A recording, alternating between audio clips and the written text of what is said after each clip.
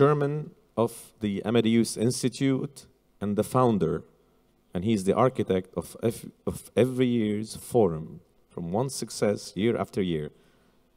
I'm privileged to introduce my friend Brahim Al-Fassi.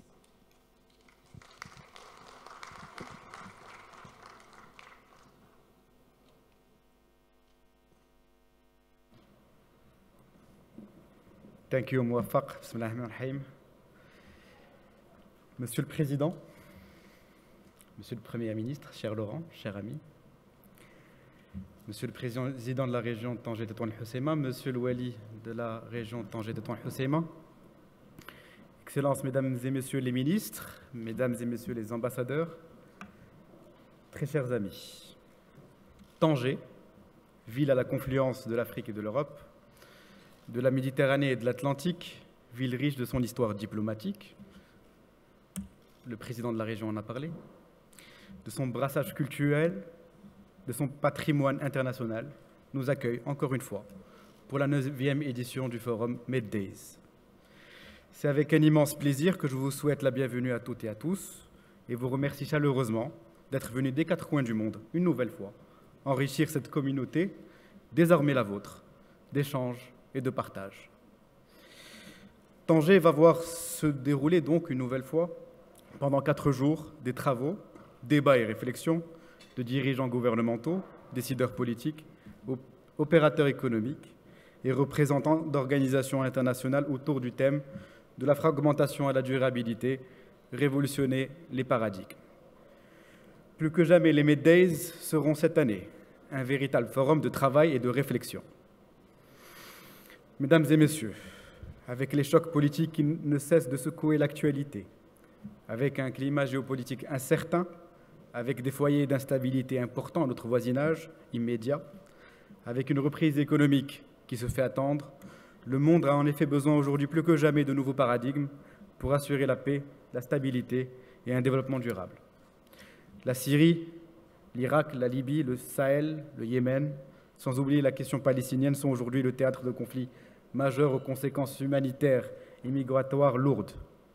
Ces conflits nous rappellent, malheureusement, que le temps n'est ni au répit, ni au relâchement des efforts pour lutter contre les différentes menaces, et en particulier contre le terrorisme. Pendant ce temps-là, l'Europe est plongée depuis l'annonce du Brexit dans le doute et l'incertitude. Ce n'est certainement pas la décision du président du Conseil italien de démissionner qui contredira cet état de fait, soit suite à une nouvelle consultation qui a de nouveau contredit toutes les prévisions des sondeurs. Le rejet de l'Europe gagne de plus en plus de terrain, même en Europe occidentale, orientale et du Nord.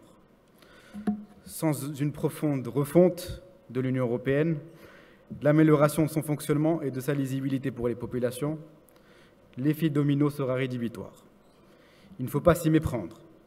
Sans une véritable reprise économique, la montée des exaspérations et des populismes n'est pas prête de s'arrêter en Europe comme ailleurs.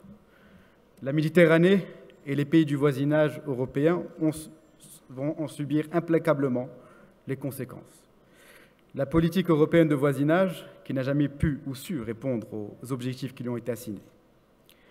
L'Union européenne, malade de l'intérieur, ne peut se permettre le luxe, en cette période trouble, d'occulter son voisinage.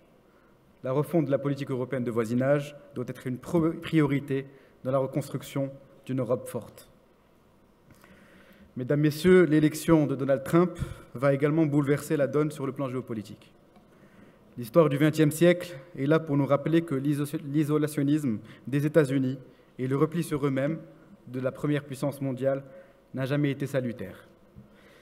Si le bilan de la présidence Obama, notamment au Moyen-Orient et dans le monde arabe post-printemps arabe, est plus que discutable, l'avènement de Donald Trump bouleverse tous les paradigmes. Ces 100 premiers jours à la tête des États-Unis donneront le ton et présageront de ce que sera notre monde pour au moins les 10 prochaines années. Excellences, Mesdames et Messieurs, le développement durable, l'émergence économique des pays du Sud et de l'Afrique seront une nouvelle fois au cœur de ce forum.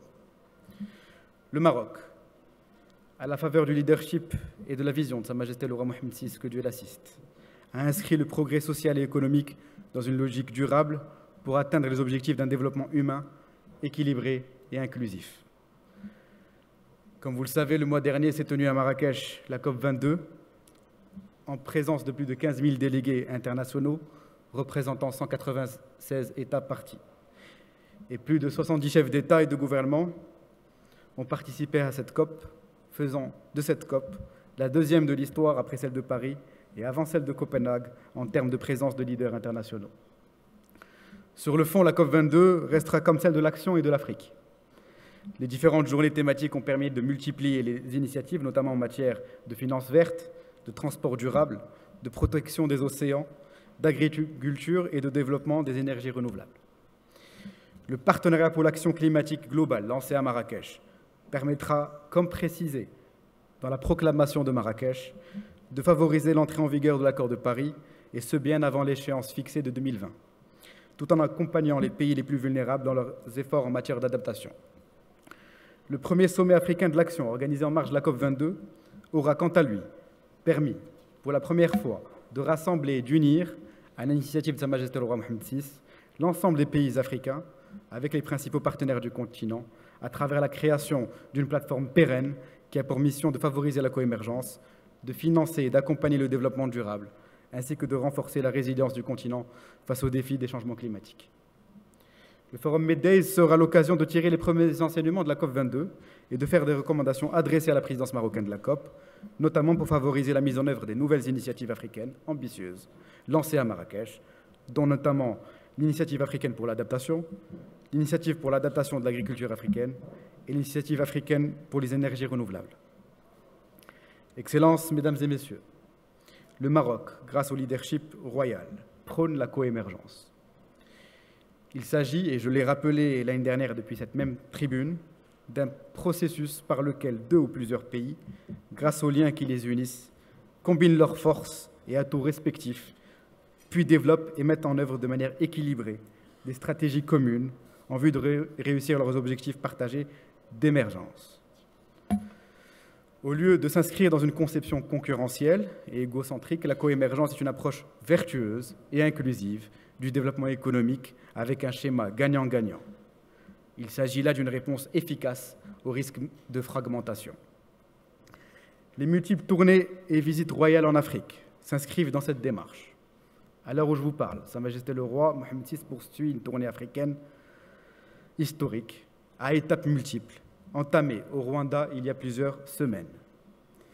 Plusieurs dizaines de conventions de coopération ont été signées et dans chaque pays visité, de grands projets de coémergence sont annoncés, à l'image de l'implantation des groupes bancaires marocains, de l'investissement de près de 4 milliards de dollars dans une usine de production d'engrais en Éthiopie, du développement d'une plateforme d'engrais au Nigeria et du projet géant de gazoduc reliant le Nigeria au Maroc, puis à l'Europe, à même de créer un marché régional compétitif de l'électricité et de répondre ainsi à la problématique de l'électrification du continent africain.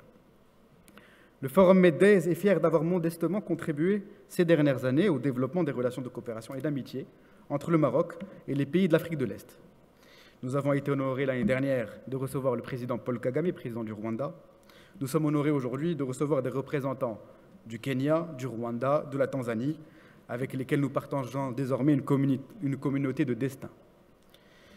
L'ouverture du royaume sur des pays africains avec lesquels il n'avait pas de haute tradition de coopération illustre le tropisme africain naturel du Maroc. Mesdames, Messieurs, le retour du Maroc au sein de l'Union africaine laisse entrevoir une nouvelle dynamique positive pour cette institution. Sa Majesté le roi Mohammed VI a été très clair.